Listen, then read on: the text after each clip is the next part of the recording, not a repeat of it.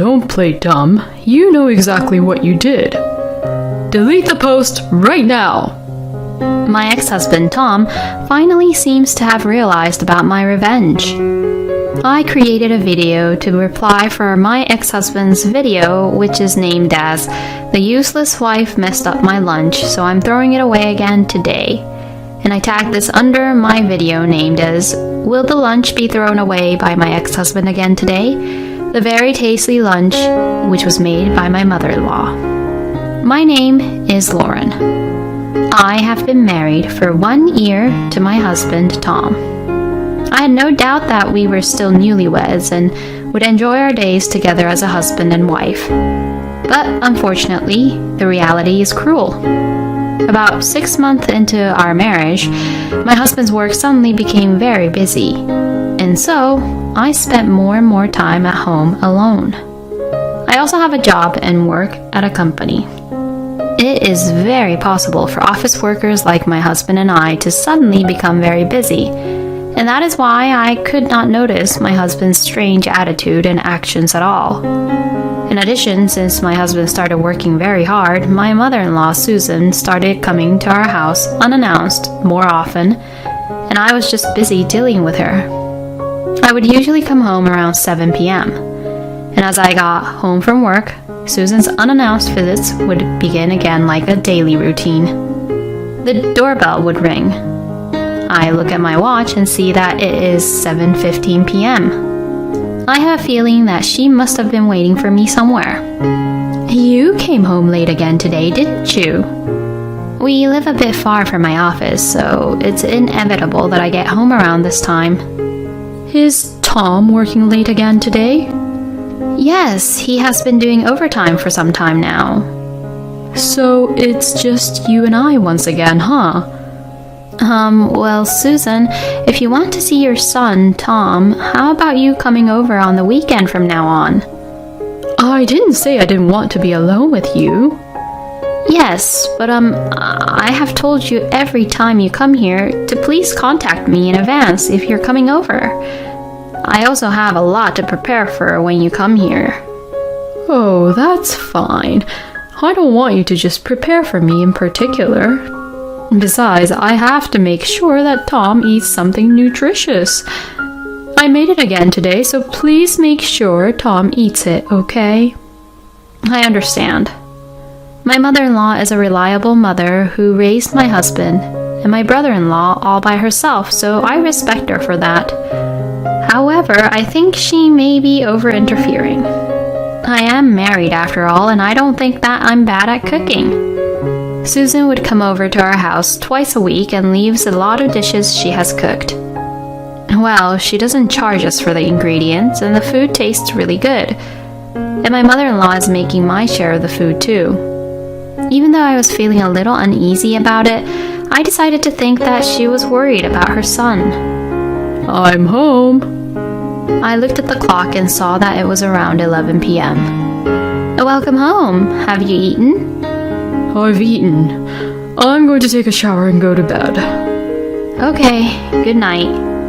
Lately, we don't have more than 5 minutes of conversation a day. My husband doesn't talk to me much anymore, probably because he is just exhausted. It's hard for me to try to talk to him when he shows signs that he is clearly exhausted like that. I wonder how long this kind of life will continue. I felt uneasy about our relationship. One day, on his day off, my husband left the house early because he had to work on his day off. Then I received a call from one of my friends, Anna. "Are you free today?" "Yes, I am. I'm so free." "Can I come over to your house?" "Of course, you are more than welcome." Half an hour later, Anna came over to my house to visit me. She has known me since we were in college, and we've become such good friends that we go out for dinner once every 2 weeks. "How are you?" What are you saying all of a sudden? Of course I'm fine." "I see. Hey, what is it?" "Well, I'm just going to say it plainly. I found your husband Tom's social media." "What? I don't think Tom does that kind of thing, though." "I know, right? But anyway, look at this.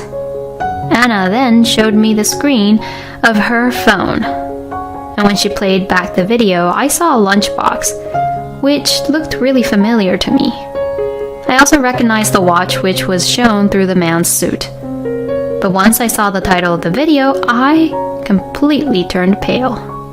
The title of the video was, "Useless Wife Who Makes Disgusting Meals and Lunch. I'm Throwing It Away Today Too." I was absolutely, completely mortified. Oh my god. This is Tom.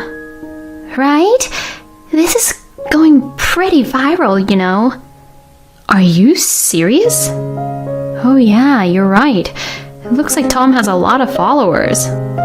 When I took a closer look at the content of Tom's social media site, I could see that he calls it a way to relieve stress over his wife's bad cooking habits.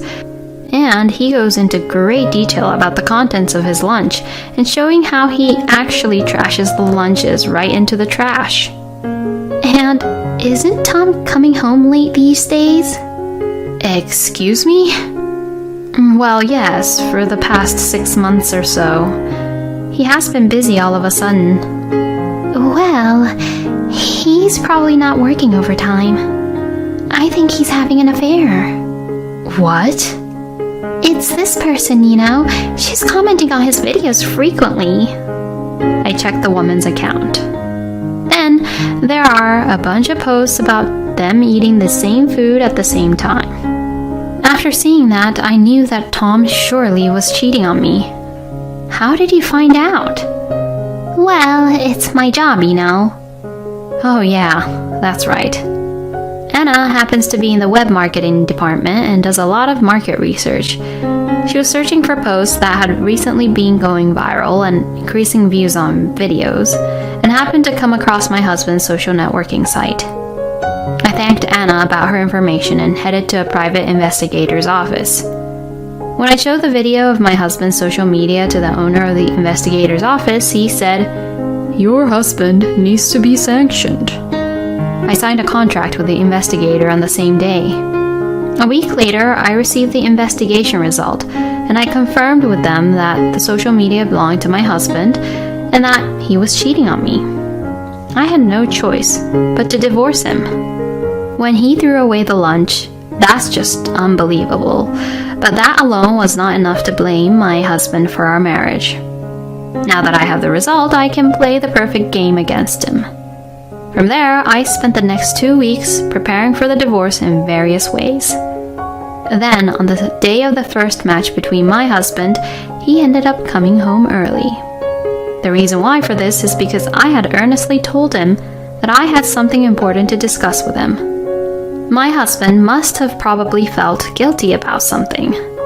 He came home without any hesitation, and he asked me right away what it was about. What do you want to talk about? Wait here for a minute. Susan will be here soon too. My husband somehow looked really nervous. He must have sensed something. Then my mother-in-law arrived. Now that all the members for this meeting are here, I will tell you the reason why I called you both here today. I am divorcing Tom. What? My husband's mouth was wide open in shock. What do you mean divorce? It's because I thought I couldn't continue my marriage with Tom anymore. What? Is it because I work late and do overtime? If you're a wife, you should put up with that much at least. At that point, my husband must have decided that he wasn't being discovered. So that's why he was suddenly being very aggressive. Well, can you take a look at this? Saying that, I put the report which I received from the private investigator in front of them.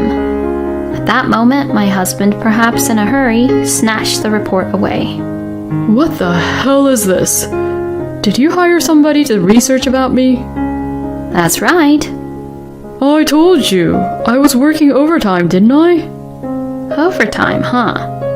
Oh, so you were with a woman named Meredith every day around that time, and that's what you call overtime, huh? Tom, hurry up and hand me that report right this instant. Angered by his own mother, my husband reluctantly handed the report to her. Then, after a while, Susan started to tremble. Your lunch? That's right. Mom, I can't eat Lauren's cooking, you know. My husband, perhaps thinking that Susan had taken his side, continued to show his stubborn attitude. If you want a divorce, then fine. I don't mind getting a divorce. But since you're the one who caused it, I won't pay you any alimony. Even though you're cheating on me with Meredith? I cheated on you because your cooking is just so bad. That's enough. Yeah, that's right. You think that your cooking is amazing, huh? Well, you should just taste and find out how disgusting they are, and don't just blame me for it. Seriously, that's enough. But the next moment, my husband took a huge slap to his face. I was saying it to you. That's enough. Oh, Mom? First of all, you better get down on your knees and apologize to Lauren here. Think about the feelings of your own wife who never doubted you and always waited for you to come back home. You stupid son. Susan stormed up to my husband, who had a really red cheek because of the slap he took, and she pulled him down by the neck, forcing him to sit on his knees. Then Susan also sat upright and looked straight at me. I'm terribly sorry, Lauren. And saying that, Susan apologized to me. She also grabbed Tom's head and rubbed it against the floor at the same time. Plus, the lunches that you said, which are disgusting, are the ones I made for you. What? When my mother-in-law told him the truth, my husband began to tremble. I'm really sorry, Mom. I didn't know you made them for me, Mom. My mother-in-law glared at my husband sharply. You're not allowed to throw any food away, no matter who made it. Yes, I'm sorry. And you had the outrageous nerve to videotape it and show it to the world. And on top of that, you cheat on your wife. You're doing the same thing that your own father did and making the wife sad. Shame on you. I am so ashamed of you. Is that why you had a divorce, Susan? Yes. I couldn't forgive my husband, you see. And I didn't tell my son the exact reason about it. I never thought he would do the same thing. I see. Well, I have no choice but to divorce Tom. And that can't be helped. It's what my son did, and he can never take back what he had done. Susan looked very sad as she said this. Wait a minute. I'm apologizing right now, right? I won't do it again. Who can believe what Tom says now? And we're talking about my husband here. He's probably refusing to get a divorce because he thinks he's going to have to pay a huge alimony bill for what he did. Oh, don't worry. I won't ask for alimony. We've only been married for a year, so even if I did, it wouldn't be much. Really? His eyes were shining as he said that. Yeah, I won't. So please don't charge me anything in the future either. I won't. I understand. I knew it. He didn't care about the divorce, but he just didn't want to pay alimony. My husband just apologized as a short-term solution. We then divorced, and I demanded $10,000 in alimony from Tom's mistress, and confirmed that it had been transferred the other day. Susan kept on apologizing to me until the very end. Although Susan was the one who kept on coming over unannounced frequently, I have no grudge against her at all. I hope she will continue to live well. Susan was so furious about this incident that when my husband went to his own parents' house, they refused to let him in. But Susan has another son and his family who was really caring. I am glad that she has people who can relate to her feelings, which were hurt by Tom. But it would be a little while before I would regain my peaceful life. I waited for the second match to come. 2 weeks later, my ex-husband finally seemed to realize the revenge I had taken. That day, I was bombarded with phone calls from the morning. It was all from my ex-husband, of course. I slowly sipped my freshly brewed coffee and answered the phone.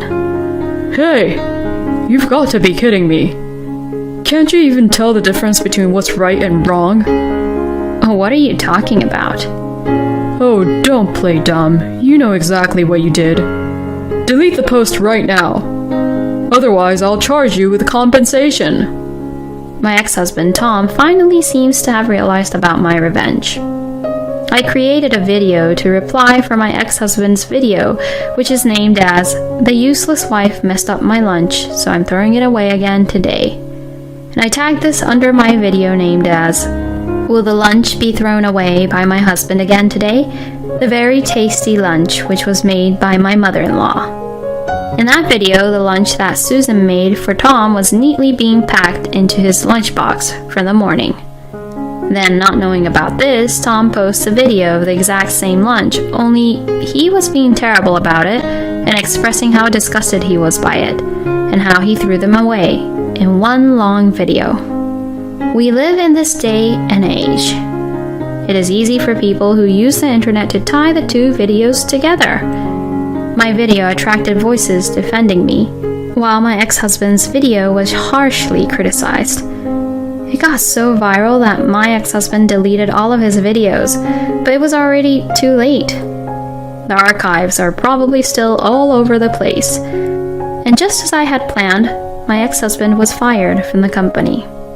My stupid ex-husband, unaware that his video contained a document with the company's symbolic logo, posted the video and viewers discovered about it. It became a big deal, since viewers even identified the company he was working at. And I knew this would all happen, because my friend Anna told me about it. You really should have friends. You better pay me compensation. You promised during the divorce that you wouldn't charge me anything in the future, no matter what. Well, I didn't think you'd do this to me. Oh, I see. Fine then, sue me. I'll fight you. I'll submit everything you did as evidence. And if I have to pay for it, that's fine too. I don't want any money. Even if the jury decides that I'm not good enough, I'm fine with that because I definitely know that I did the right thing. My ex-husband had lost his temper at first, but by the time I finished what I was saying, he was crying. Well, that's right. He had joined the company of his dreams since he was a child and was leading a smooth sailing life, but he had destroyed it all by himself. There is no room for sympathy. However, this time, I was able to do what I did because my ex-mother-in-law agreed to it. I had given my ex-mother-in-law the details of what my revenge and plans were in advance, knowing that she would refuse. If my ex-mother-in-law said no, I was not going to carry out this revenge. However, my ex-mother-in-law told me to do it, and I was able to carry out this revenge without any issues.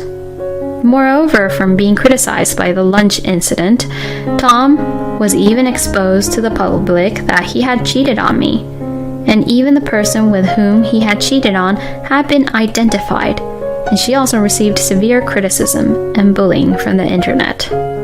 At first, the woman was posting comments saying that there was something wrong with me, the wife, but before I knew it, the woman's account had been deleted. Being happy with how everything turned out in the end, I deleted the video. Some of you may think I went too far, but that's okay. There are all kinds of people in the world with all kinds of ideas. I am the type that if you get hit, you hit back. Wow, there are all kinds of people in the world. And please, don't waste any food. Tom destroyed his own dream with his own hands. But why can't I feel sorry for him? I guess I also am the same type as Lauren. Thank you for watching to the end. Please subscribe to our channel if you like. See you in the next video. Mom didn't mean any harm, so forgive her. You understand that, right, as my wife? Looking back now, I remember that it was my husband who chose the date for our wedding registration. I remember feeling a shiver down my spine when I thought that from now on, all our wedding anniversaries might become a day for my mother-in-law, Flora. My birthday being Jason's wedding anniversary, this is not a filial piety. I'm happy though. My husband and I had our first wedding anniversary, but it turned out to be a terrible day. I thought to myself that we didn't need an anniversary if it was going to be like this. My name is Esther, and I'm 26 years old. I work for a pharmaceutical company. My husband Jason and I met in college, where he was my senior. We dated, and after he started working and saved up some money, we moved in together when I started my job the next year. We got married a year after that. My husband and I never fought, and he was helpful with household chores, so our relationship was harmonious. We had discussed having children once our jobs settled down, so we were not particularly in a rush and enjoyed our newly wedded life. Then we welcomed our first wedding anniversary, but the anticipated celebration turned out to be a far cry from what we had imagined. What? We're going out on our anniversary? 6 months ago, we booked a hotel with a beautiful night view for our anniversary, but my husband is trying to leave the house 3 hours earlier than our reservation time, so I thought I got the reservation time wrong and spoke up. We're going shopping with Mom until the hotel reservation time. Today is Mom's birthday, the most important anniversary of the year. Wait, today is our wedding anniversary. When I said that to my husband, he looked surprised. I know, but Mom's birthday is more important. Our wedding anniversary can be celebrated tomorrow at home, right? We're short on time, so let's go now. My husband said that and left without looking back. At that moment, I understood that the hotel I had reserved for our anniversary was taken over by my mother-in-law, and realized that my husband was a mama's boy. I'm going back to my parents' house. I left a note for my husband on the dining table at home and went back to my parents' house. My husband hurried to bring me back. I was wrong. I can't do anything without you, Esther. Please, come back. My mother and I were surprised to see my husband kneeling and screaming on the doorstep of my parents' house, and my mother and I rushed him into the house. I promise to prioritize you next year. You're the most important thing to me. Believe me, it's not a lie. My husband explained tearfully, but I don't remember letting my daughter marry into a family that would make her cry. Go home quietly. In our single-parent household, my mother, who played the role of a father, stood in front of my kneeling husband. Esther is already mine the moment she got married. What I do or don't do is none of your business anymore. My husband, frustrated by my mother's unyielding attitude, even as he kneeled, grabbed my wrist strongly and pulled me with force, causing me to fall to the ground. Say that again? My mother confronted my husband with anger, and he, intimidated, thrust his hands forward and pushed her away. However, my mother, who had trained her core strength, didn't flinch. Although my husband hesitated for a moment, he mistakenly thought that his strength was just insufficient at that time and reached out to her again. Yet, my mother swiftly dodged his attack, grabbed the back of his neck, and threw him 2 meters away with one hand. My mother is small and short, but with tremendous strength, she blew away my husband who, in a humiliating posture, was left stunned and bewildered, not knowing what had happened, and even lost control of his bladder. It's no wonder he's surprised. My mother was a former wrestler. My mother achieved numerous accomplishments and was a well-known athlete in our hometown. However, she retired due to an injury, and now she runs a sports chiropractic clinic. She also supported me, her only daughter, to go to college. That mother at the wedding wore a long dress and appeared to be a plump, middle-aged woman at first glance. However, in the summer when she wore a t-shirt, some people were surprised by her figure. I had told my husband that my mother was a former wrestler, but since it was a career before I was born, neither of us knew that she was a full-fledged former athlete. Now, my husband is suffering at the hands of my mother right in front of me.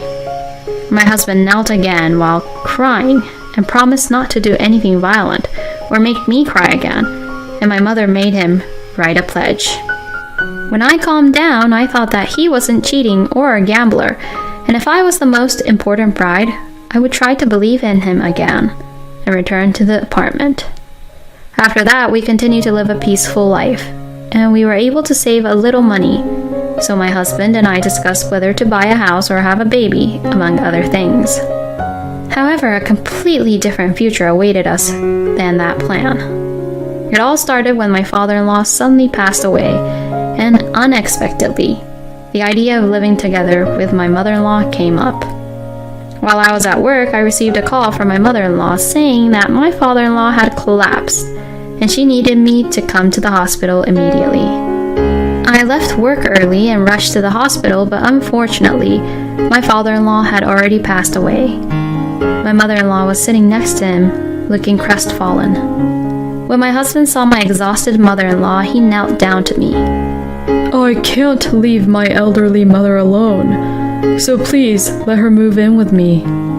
After seeing my husband pleading with tears, I couldn't just leave him like that. So I decided to consider positively living with my mother-in-law. To be honest, I understood that I was not welcomed as a daughter-in-law by my mother-in-law, so I was only anxious about living together. However, when I talked to my husband about my anxiety regarding living together, "You're cold. You're a heartless person," he would say every time. I wanted words from him that would dispel such worries, but every time I consulted with my husband about it, his response was always rebellious and even intimidating, saying things like, "Talking back to my parents." I also lost my father in a traffic accident when I was in high school, so I thought I understood the pain and sadness of losing a parent more than others. Therefore, I wanted to support my beloved husband. And without thinking of any inconvenience, I thought that as long as there is love, everything will be fine and things might change if we have a child. I followed my husband and decided to live together with my mother-in-law. My mother-in-law looks younger than her age, but she's far from being a lady of high character. She's more like a shrew, and I've always been uncomfortable with her, as we are completely opposite types of people. On the other hand, my late father-in-law was a quiet man who retired early from his job as a teacher and started a restaurant, fulfilling his childhood dream. During the day, the restaurant served set meals, and at night, it operated as a bar with my father-in-law cooking and serving drinks. My mother-in-law helped with the bar at night and was known as a caring mother figure in the neighborhood, becoming somewhat of a local celebrity. However, after my father-in-law passed away, my mother-in-law decided to inherit the business, and my husband and she were so busy with all the procedures that they didn't even have time to grieve. So I silently took care of all the household chores to help them in any way I could.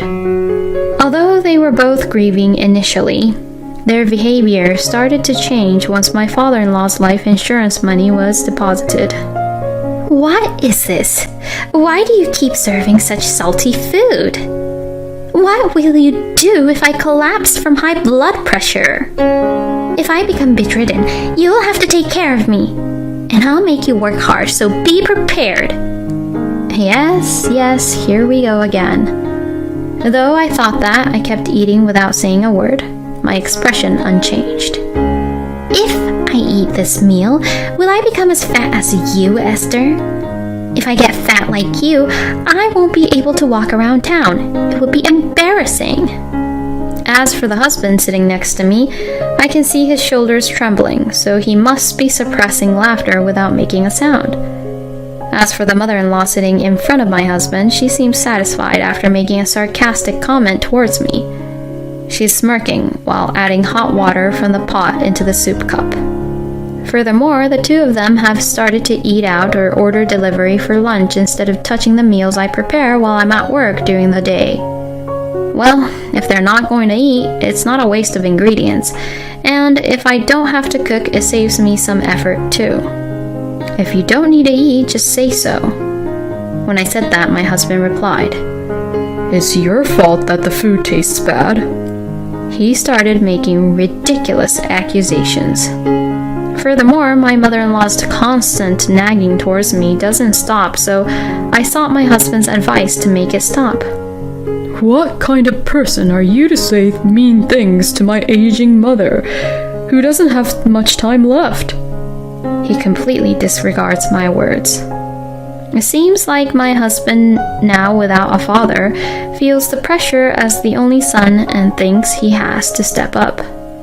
My once gentle husband has undergone a complete transformation. And today, once again. Do we really need to eat such a tasteless meal? Of course, by tasteless meal, he refers to the food I cooked.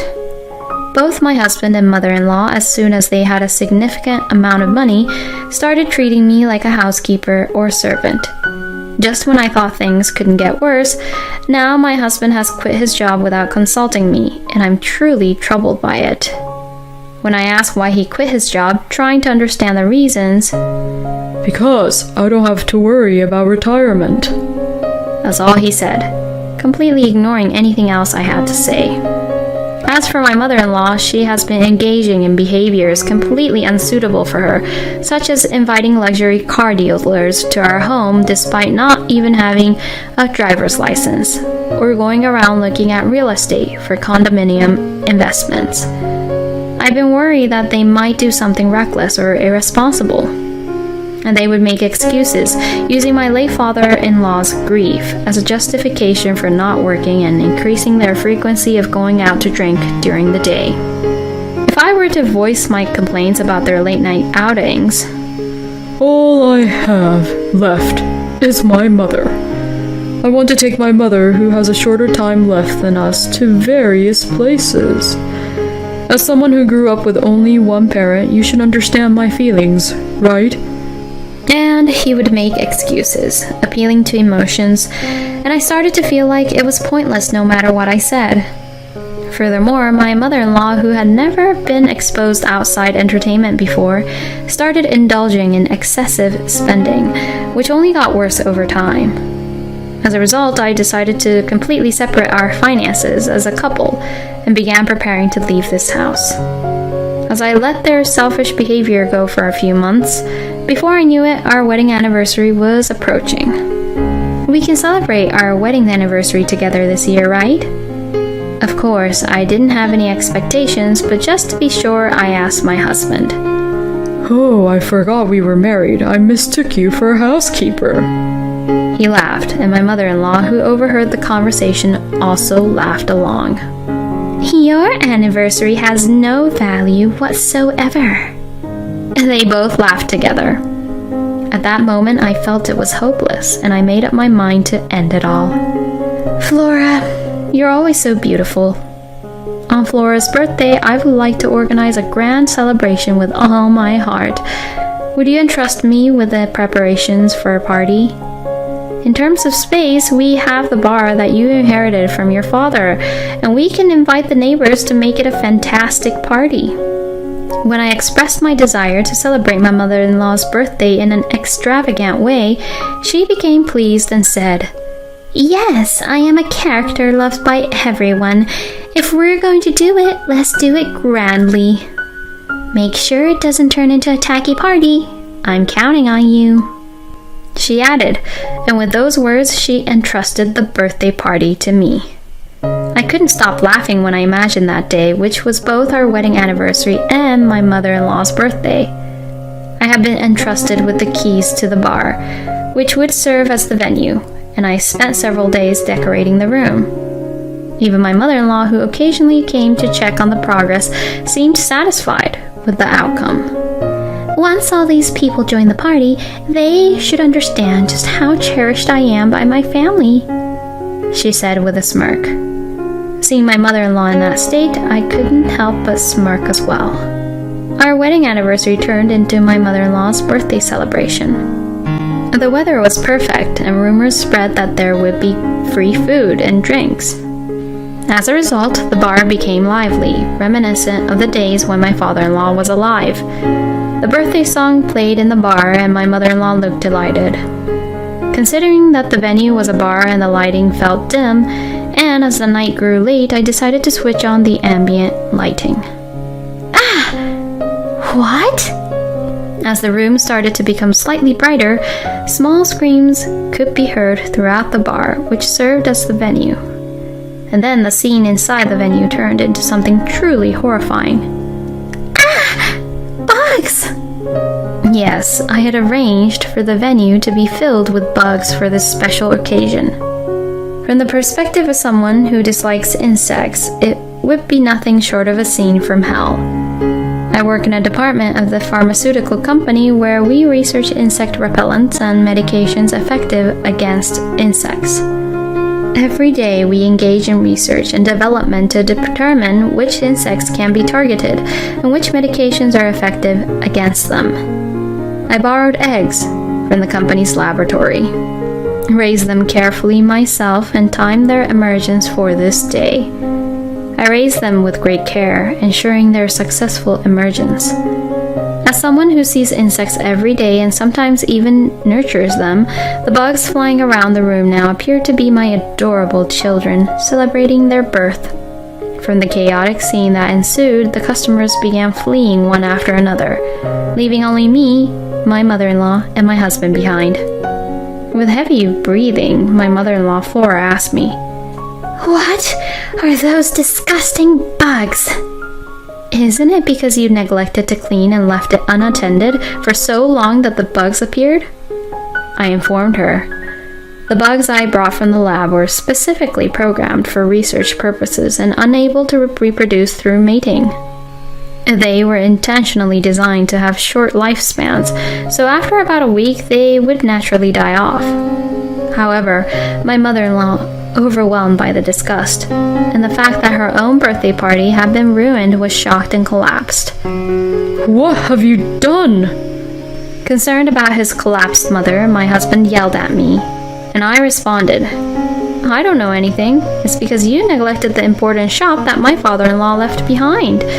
That's why we ended up with this outcome." That day, as I recalled the trembling face of my fearful mother-in-law, I couldn't stop laughing. It brought a sense of relief to my chest. I thought that by doing this, I had finally settled the score for my mistreatment I had endured from my mother-in-law in the past.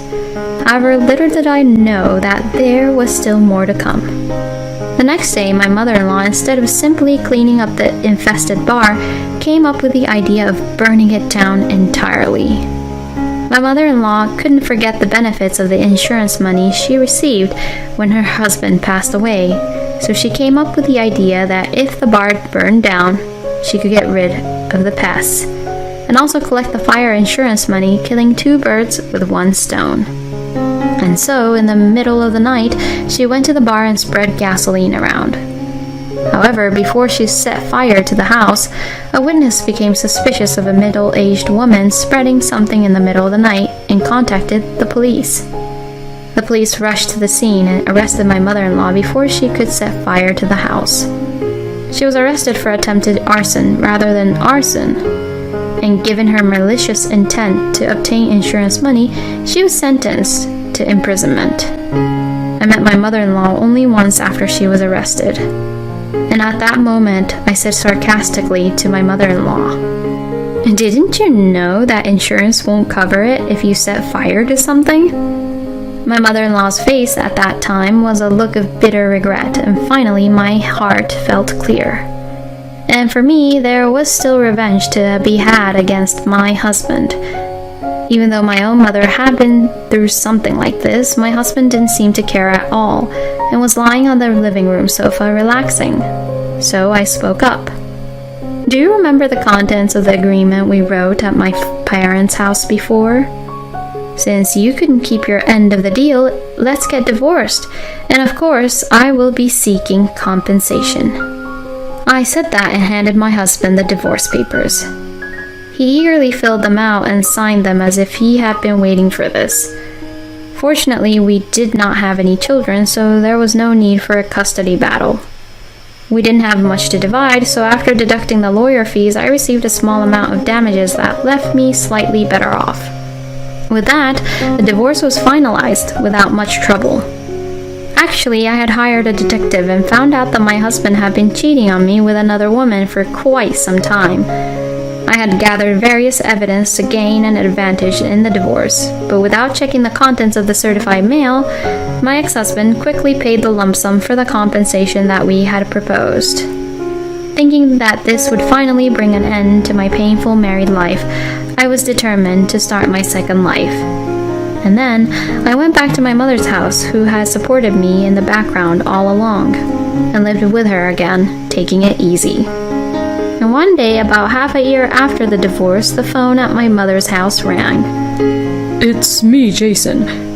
Hey, let's start over again, shall we? I was surprised by the sudden news and was further exasperated when my ex-husband mentioned getting back together, even though I hadn't asked for it.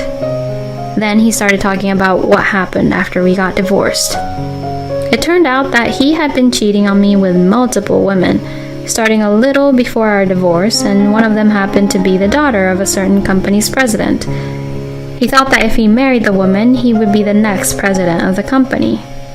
He made a show of being wealthy with the inheritance he received from his father, and managed to lead her to believe that he belonged to the same social class. However, when they considered marriage, it seems that the parents of the woman, who is the daughter of the president, conducted a background check on my ex-husband and found out that he was unemployed and that his mother was a criminal. As a result, they called off the engagement. Of course, my ex-husband, who was dissatisfied with this, threatened to demand compensation for breaking off the engagement. However, he was told that he could be sued for marriage fraud instead. Unable to compete with real wealthy people, he fled. Furthermore, he spent money recklessly and ended up receiving an inheritance tax payment notice from the government. He came to me seeking help because he couldn't pay the taxes. However, Your tears and apologies are too cheap and have no value whatsoever. If you don't disappear right now, I'll call the police. I said that and sent him away.